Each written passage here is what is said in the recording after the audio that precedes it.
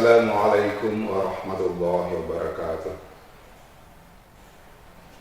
Alhamdulillahi rabbil alamin, wa bihi nasta'inu ala umri dunya waddin.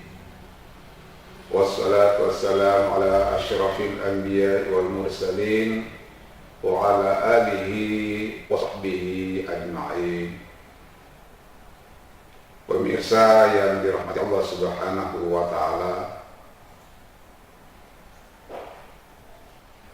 Ibnu Mardawai melalui Atha meriwayatkan bahwa suatu ketika beberapa orang sahabat Nabi datang mengunjungi Aisyah radhiyallahu anha, istri dari Nabi sallallahu alaihi wasallam. Mereka menanyakan kepada Aisyah tentang hal yang paling berkesan dalam kehidupannya bersama Rasulullah sallallahu alaihi wasallam.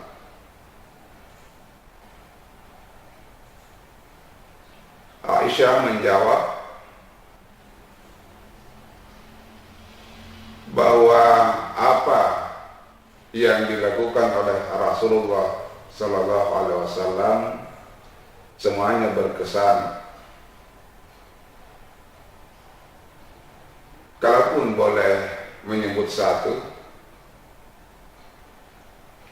adalah ketika pada suatu malam di mana malam giliranku beliau berada di sampingku, kata Aisyah,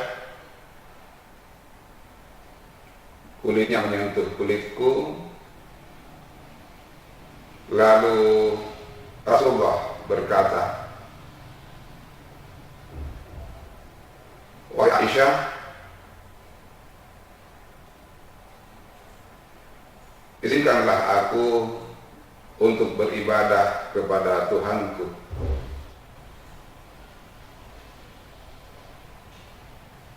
Aisyah berkata,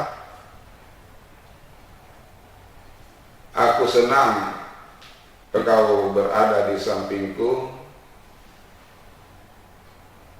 tapi aku juga senang engkau beribadah kepada Tuhan."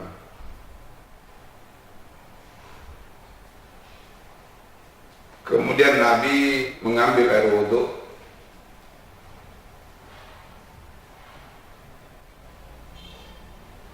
kemudian beliau sholat.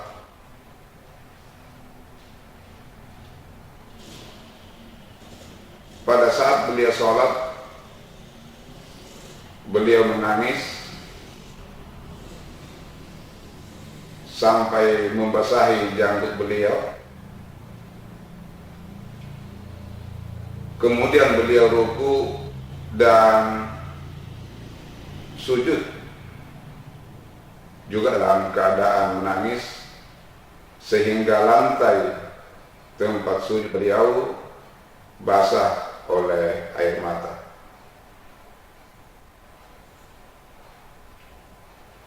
Sampai akhirnya waktu subuh masuk dan Bilal datang untuk mengumandangkan azan subuh. Bilal bertanya kepada Nabi, "Ya Rasulullah, apa gerangan yang membuat engkau menangis? Padahal Allah sudah mengampuni dosa-dosamu yang telah lalu dan yang akan datang."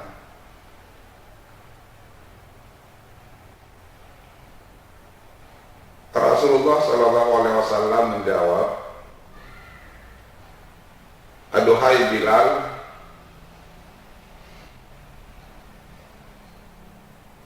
semalam telah turun kepadaku ayat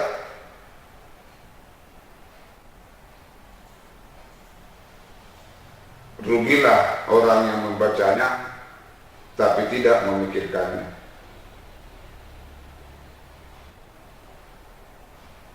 Pemirsa yang dirahmati Allah Subhanahu wa Ta'ala, ayat yang dimaksudkan oleh Rasulullah SAW yang membuat beliau menangis ketika melaksanakan sholat tersebut terdapat pada surah Al-Imran ayat yang ke-190 dan 191.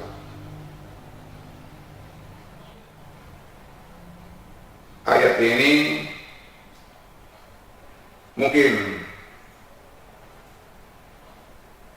sering kita dengar dibaca oleh imam sholat di masjid biasa, atau mungkin menedite dari tenjuan. Ayat ini sangat terkenal, sangat sering dibaca oleh kita. A'udzu billahi minasyaitonir rajim.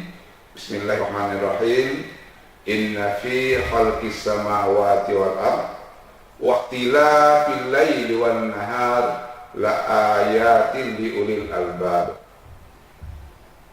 alladzina yadhkuruna Allaha qiyaman wa qu'udan wa 'ala junubihim wa yatafakkaruna fi khalqis samawati wal ardh Rabbana ma khalaqta hadza batila subhanaka faqina adzabannar. Inilah ayat yang membuat Rasulullah SAW menangis ketika diwahyukan kepada beliau. Kata Nabi, rugilah orang yang membacanya tapi tidak memikirkannya. Pemirsa yang dirahmati Allah Subhanahu wa Ta'ala, surah Al-Imran ayat 190 dan 191 ini berbicara tentang ulil albab. Apa yang dimaksud dengan ulil albab? Kenapa beliau sampai menangis ketika diturunkan ayat ini kepadanya?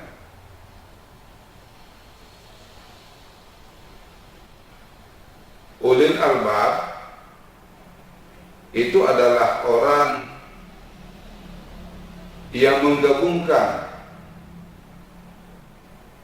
zikirnya dengan fikirnya, atau menggabungkan fikir dan zikir. Hebat dalam ilmu pengetahuan, hebat dalam teknologi, tetapi dia tidak melupakan kekuasaan dan kehebatan Allah Subhanahu wa Ta'ala.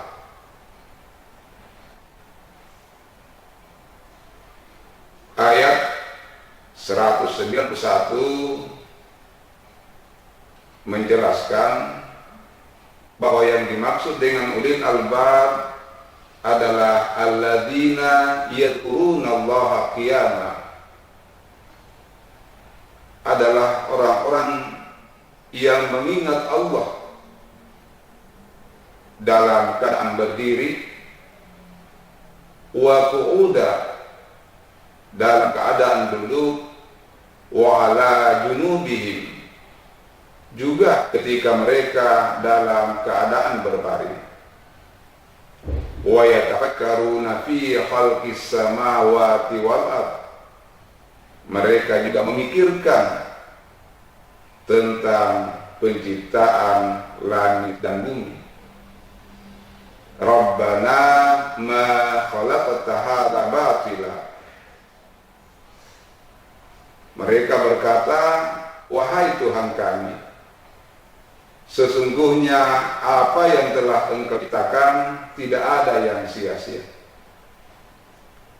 Subhanak, maha suci Engkau, faqina adzabannar,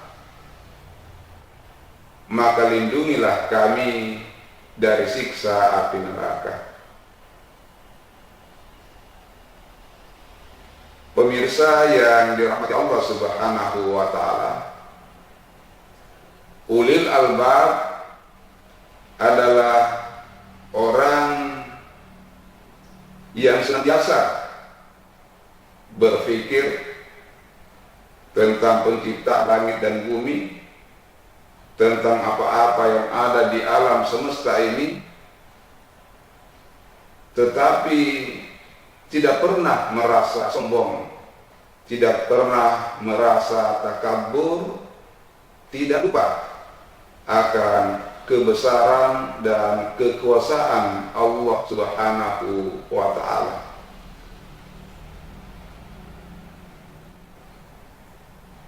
Ada beberapa faktor yang sering membuat manusia sombong, takabur, lupa akan kekuasaan Allah Subhanahu wa ta'ala. Yang pertama, manusia ketika punya kekuatan yang berupa harta, manusia sering lupa akan kekuasaan Allah Subhanahu wa ta'ala.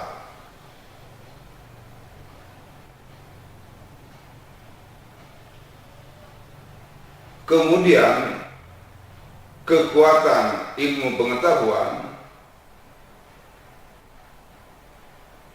ketika manusia hebat dalam sains,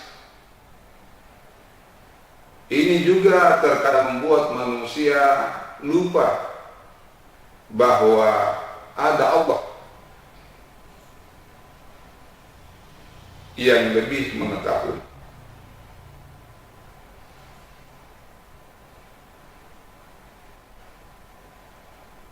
Yang ketiga, bahwa manusia terkadang melupakan Allah Subhanahu wa ta'ala ketika dia punya persenjataan yang hebat, yang canggih.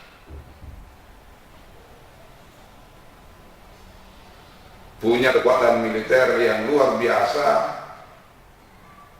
membuat manusia sering lupa bahwa Allah Subhanahu wa ta'ala jauh melebihi kekuatan manusia.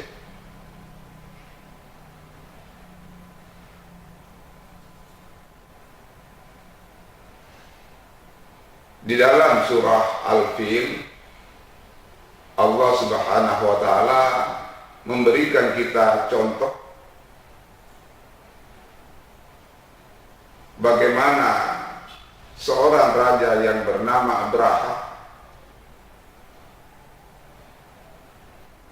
sebelum kelahiran dari Nabi kita Nabi Muhammad SAW, Abraha ini punya kekuatan militer yang luar biasa di kala itu.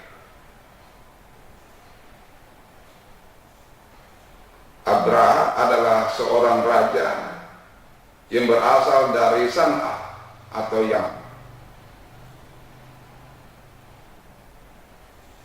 Dia ingin menyerang Mekah dan menghancurkan Ka'bah.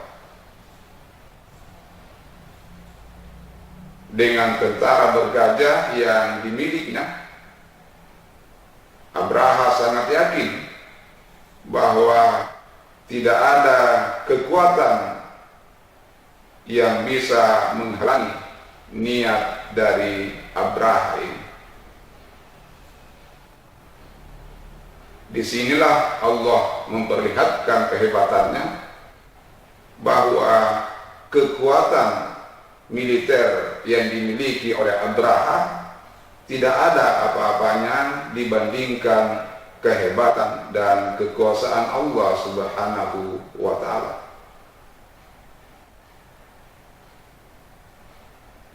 Dalam surah Al-Fil kita bisa mengetahui bahwa Allah Subhanahu wa Ta'ala hanya mengirimkan burung-burung ababil yang membawa batu-batu yang sangat panas. Kemudian burung-burung tersebut melemparkan batu-batu yang sangat panas itu kepada tentara bergajah yang dipimpin oleh Abraha ini, yang pada akhirnya membuat pasukan tersebut kacau balau dan akhirnya hancur. Di dalam riwayat disebutkan bahwa tubuh dari Raja Abraha dan tentaranya hancur disebabkan oleh serangan yang dilontarkan oleh burung-burung ababil ini dengan batu-batu yang sangat panas. Pemirsa yang dirahmati Allah Subhanahu wa Ta'ala,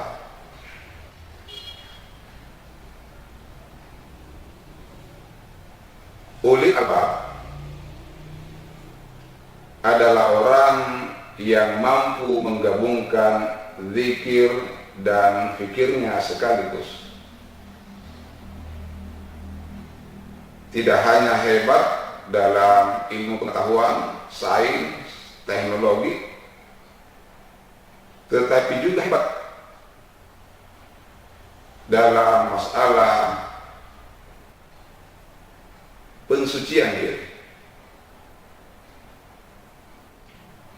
penyucian jiwa atau batin mereka. Mereka tidak pernah lupa akan kekuasaan Allah Subhanahu wa Ta'ala.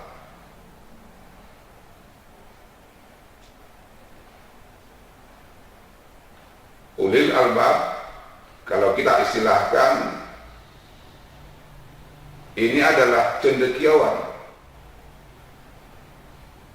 tujarak deh, tapi geleminan tak kelupa maramai kareng Allah Subhanahu wa Ta'ala.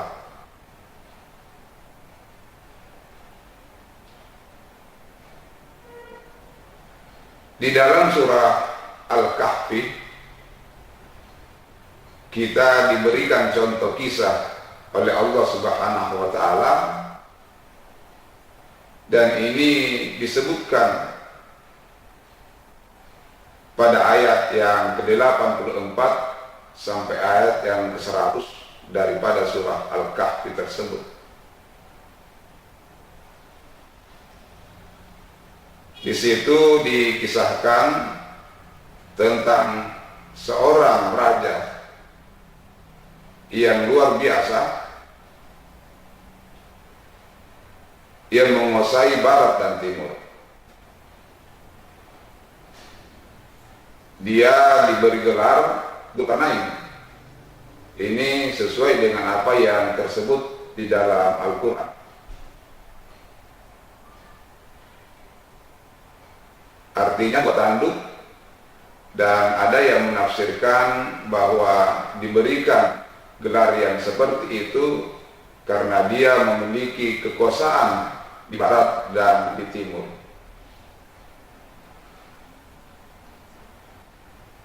Dzulkarnain ini sesuai dengan apa yang diinformasikan oleh Al-Quran,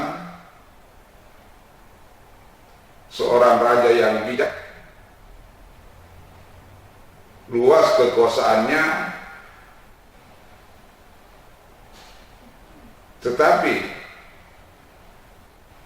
beliau tetap merasakan bahwa ada kekuasaan atau ada kekuatan yang jauh lebih hebat daripada kekuasaan yang dimilikinya, yaitu kekuasaan Allah Subhanahu wa Ta'ala. Dzulqarnain mengadakan perjalanan ke barat dan ke timur. Demikian hebat dan luas kekuasaan yang dimilikinya.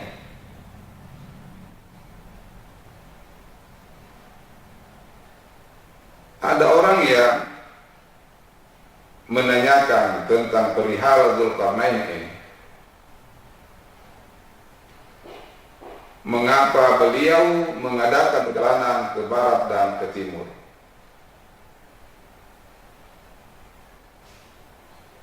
Apakah beliau haus dengan kekuasaan?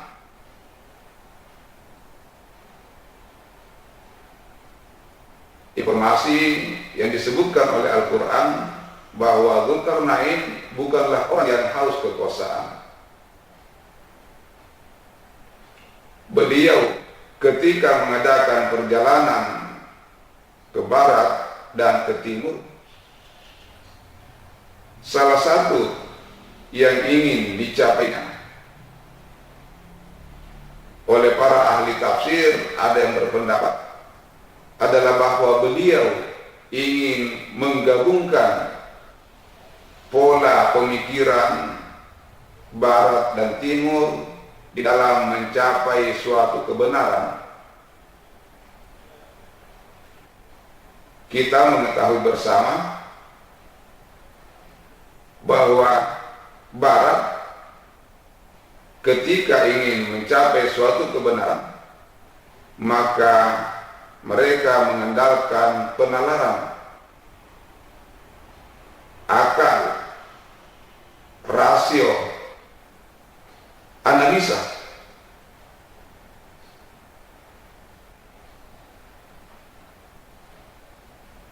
Beda dengan orang timur. Orang timur ketika ingin mencapai suatu kebenaran, maka mereka lebih mengandalkan kepada penyucian jiwa, intuisi.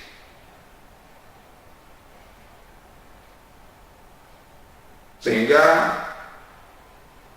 kalau orang barat kuat pada nalarnya, pada rasionya, pada analisanya,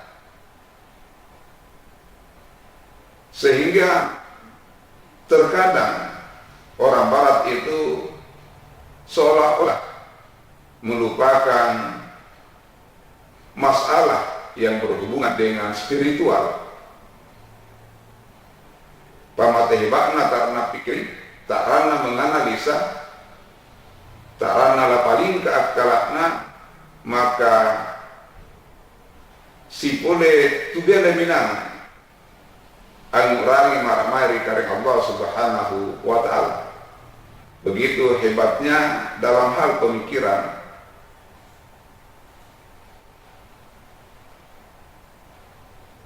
Orang barat apabila tamariak kalakna, maka pasti sigaga apabila kulle la tarima kalakna. Orang timur beda.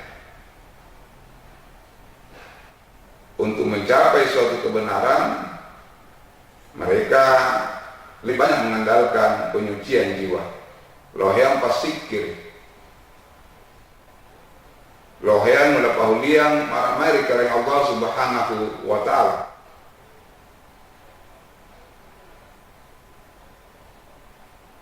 Orang barat ampa lada peki apel misalnya, amparik lada peki buah-buahan, mereka berpikir kenapa buah tersebut bisa jatuh. Nah, murad kulit dape ini buah-buahan ini. Dari hasil pemikirannya ini, maka mereka lalu menemukan teori gravitasi. Teori gravitasi adalah teori tentang daya tarik bumi. Orang barat berpikir ketika ada buah yang jatuh, maka itu adalah karena gaya gravitasi, gaya tarik bumi. Inilah yang menyebabkan buah tersebut jatuh menurut teori orang barat. Ambadikter Indonesia karena umumnya malah sakit pikir, amperi buah-buahan atau amperi ledak pikir. Nah kebetulan kali lupa langsung jadi mengucapkan syukur. Biasa di telah semua kipau, alhamdulillah. Bajina kagak ledak peki. Malah sakit pikirin dan kebanyakan kita langsung mengembalikan kepada kekuasaan Allah Subhanahu wa ta'ala. Inilah salah satu perbedaan Barat dan Timur, dan ini juga yang ingin disatukan oleh Dzulkarnain sehingga beliau mengadakan perjalanan ke barat dan ke timur untuk memadukan pola pemikiran kedua daerah tersebut. Yang hebat zikirnya, kemudian hebat dalam berpikir. Ulil albab, mungkin inilah yang dikehendaki oleh Dzulkarnain, menggabungkan fikir dan zikir sehingga penyatuan kedua pola pemikiran yang berbeda ini